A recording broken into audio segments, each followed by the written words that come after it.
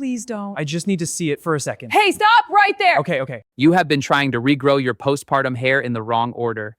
I know because I have spent a decade watching new mothers do everything right and still lose everything. This woman right here, 4 months postpartum, she was finding clumps in the shower drain every single morning. She photographed the drain every day because she needed someone to believe her that it was not normal. Her OB said it would stop on its own. It did not stop. By month 5, she had a bald patch above her left ear the size of her palm, and she started wearing her hair down every single day to hide it from her husband because she did not want him to see what was happening to her. Watch what the right sequence does when someone finally takes her seriously. Here is what nobody explains in the postpartum hair loss conversation. Telogen effluvium, the mass shed that happens after birth, is not the damage.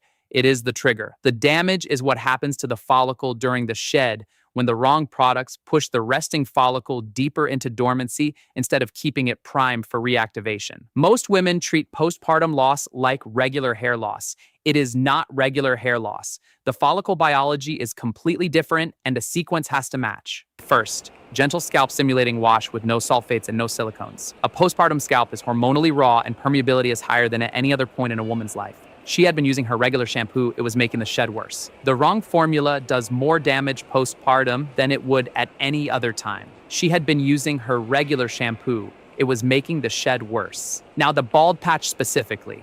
Derma roller at 0.25 millimeter, lighter than standard. Postpartum scalp tissue is more sensitive and lower pressure creates the same channel response without the inflammation that deeper rolling causes on a hormonally depleted scalp. Immediately after, 10-minute window. Now minoxidil 2% women's formula into the open channels, not 5%.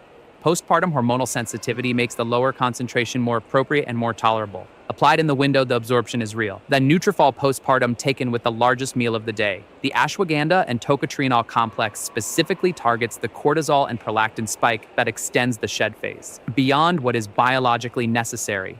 She had stopped taking it at month 2 because she thought it was not working. It was working. She stopped before the reactivation phase. But here's what changed the bald patch. Most topicals stimulate a follicle that is too depleted to respond. Labanza raw batana oil applied nightly to the patch creates the lipid environment a postpartum follicle needs before it can respond to anything else. The fatty acid profile of batana mirrors the sebum composition of a hormonally balanced scalp. Her body stopped producing that sebum the day she delivered. Batana replaced it. The patch filled in completely by month 3. She sent me the photo with one word, finally. Comment routine and I will send you the full postpartum sequence.